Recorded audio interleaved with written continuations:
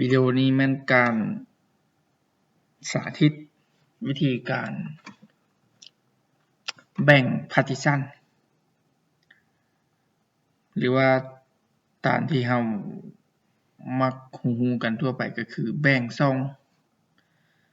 องก็คือช่องของ hard disk ในตัวอย่างนี้อันดับแรก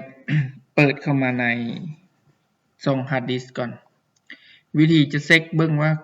คอมพิวเตอร์ของเรานี่มันมี hard disk จักลูกเนาะหรือว่าจักหน่วย โดยการคลิกขวาใส่ใน disk pc เลือกที่ manage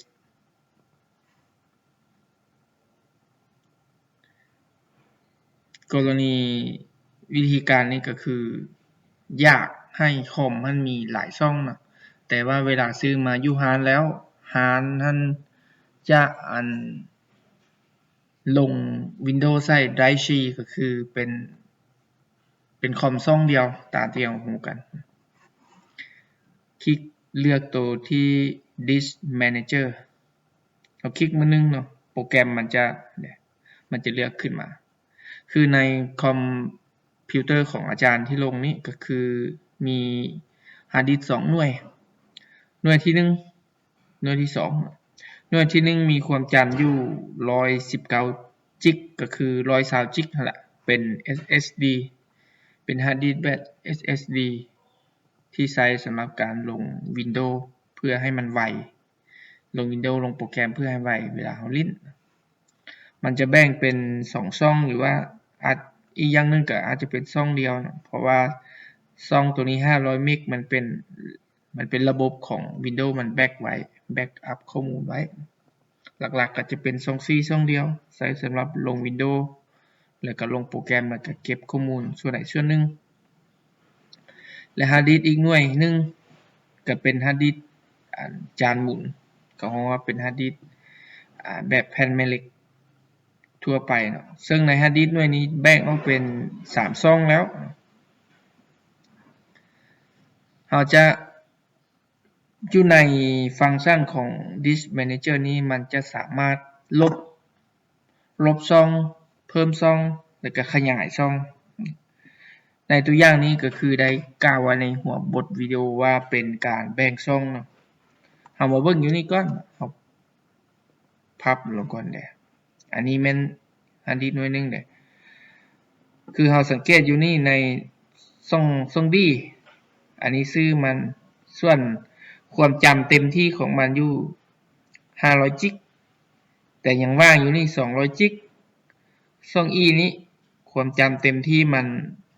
125จิกยังว่างอยู่นี่ยังว่างหมายว่า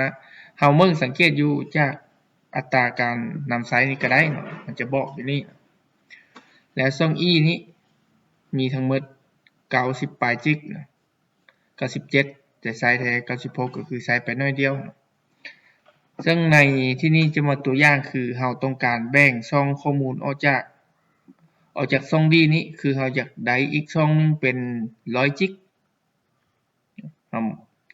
คือเราจะแบ่งเอาข้อมูลออกจากแบ่งพื้นที่นะคือแบ่งช่องออกจากข้อมูลวิธีการนี้สามารถแบ่งได้ทางช่องที่ลงทาง Windows และหรือช่องที่บ่ลง Windows ใส่ก็ได้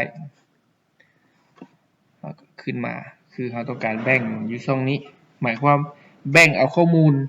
เอาพื้นที่ความจำออกจากช่อง D นี้100จิกโดยการคลิกขวาใช้พื้นที่เราก็คลิกเลือกให้มันเป็นอันนี้ก็คลิกขวาเลือกเอา Share Value โปรแกรมกำลังคำนวณว่าพื้นที่ที่สามารถแชร์หรือว่าแบ่งออกมาได้นั้นมีความจำเท่าไหร่มันอยู่ในนี้เราสังเกตอยู่ช่องนี้ว่าสามารถแชร์ได้เต็มที่อยู่170จิกนี่มันจะเขียนก็คือเราเบิ่งสังเกตตัวเลขเนี่ยถ้าตัวเลขมี6ตัวแม่นเลขหลักร้อยถ้าเลข5ตัวแม่นเลขหลัก10ก็คือเราจะเอาหลักร้อยก็คือเปลี่ยนเลข7ออกเป็นเลข0เราจะเอา100เดียว หรือว่าลบเอาเลยนะเขาจะเอา100 จิกก็คือตีให้มัน6 ตัว6 ตัวเลขแล้วกดแชร์ในกระบวนการนี้โปรแกรมมันจะคำนวณให้เอง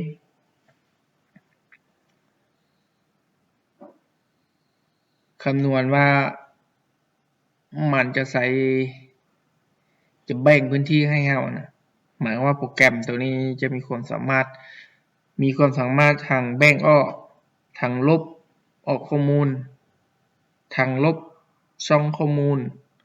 ทาง format hard disk ก็อยู่ในช่องเดียวกันแบบอยู่ในโปรแกรมตัวเดียวกันแต่ถ้าคอมไผมี hard disk หน่วยเดียวคือตัวอย่างเราไปซื้อคอมมานำพานหั่นน่ะแล้วเราอยากแบ่ง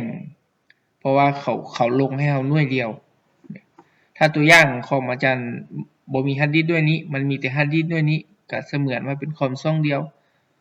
เราอยากได้ช่องดีเราก็เพียงแต่คลิกขวาอยู่นี่แล้วก็เลือกเอา share value หั่นแล้วเราก็เลือกเอาขนาดที่ต้องการก็คือเลือกให้คิดว่าตัวอย่างเรามีความจำ120 จิกนี่นะเราสิแบ่งเป็น2ช่องเพื่อเก็บข้อมูลนะส่วนหลายคนเขามักลึงก็คือข้อมูลที่จำเป็นให้เก็บไว้ในช่องดีเพื่อว่าเวลาเราลง Windows ใช้ช่อง C นะข้อมูลอยู่ในช่องดีของเราจะบ่หายก็เป็นการดีถ้าว่าต้องการแบ่งวิธีการแบ่งกับแบบเดียวกับอยู่ในนี้คือการคลิกขวาเลือก Share Value โปรแกรมมันอาจจะคำนวณใช้เวลาดุลเติบเนาะเพราะยิ่งแบ่งความจำหลายออกเท่าใดมันอาจจะใช้เวลาหลายเท่านั้นเมื่อโปรแกรมคำนวณสำเร็จแล้วมันจะขึ้นมาเป็นหุบหางแบบนี้ถ้าเข้าใจว่าเวลาเราต้องการ100 จิกเนาะแต่ว่าเขาตีใช้อยู่ในโปรแกรม100 จิกแต่ว่าเวลามันคำนวณออกมาแล้วมันจะบ่ได้100 จิกขึ้นมาเป็น97แบบนี้เวลามันเป็นออกมาแล้วนี้แล้วมันยังบ่ทันแม่นช่องมันเป็นพื้นที่ว่างในฮาร์ดดิสก์ที่โปรแกรมได้จัดออกมาเราจะเป็นต้องได้สร้างช่องขึ้นมาซึ่งวิธีการสร้างช่องก็คือคลิกขวา new sample value แล้วก็เลือก next sample value size มันจะขึ้นว่า next ส่วนชื่อช่องนี่มันจะเรียนตามลำดับพยัญชนะอังกฤษนะ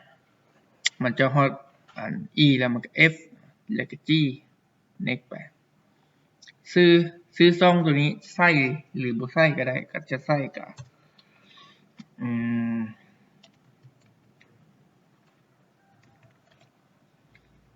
ใส่ชื่อช่องทั่วไปหรือบ่ใส่ก็ได้แล้วก็กด next แล้วก็กด finish โปรแกรมจะทำการ format แล้วก็โปรแกรมสร้างช่องเลยมันจะขึ้นมาเนี่ยถือว่าช่องเราได้ถือว่าสำเร็จมาเรามาเช็คเบิ่งตามเนี่ยมันจะขึ้นมาถือว่าได้สำเร็จสำหรับการสร้างช่องอันนี้การสร้างช่องวันนี้ถ้าต้องการลบในที่นี้หมายความว่าถ้าเราลบช่องนี้ก็จะลบออกและกลับไปคืนไปเป็นพื้นที่ว่างของช่องแต่ถ้าเราต้องการเอามาโฮมเข้าในช่องดีเราคืนเราอาจจะได้